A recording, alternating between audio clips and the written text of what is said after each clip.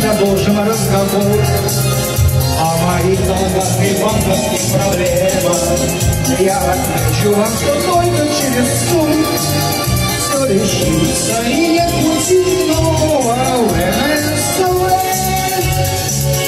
Туповатые милашки в НСВ, кучерявые барашки, не несите вы, пожалуйста, ерунду и не вешайте мне на уши свою лапшу.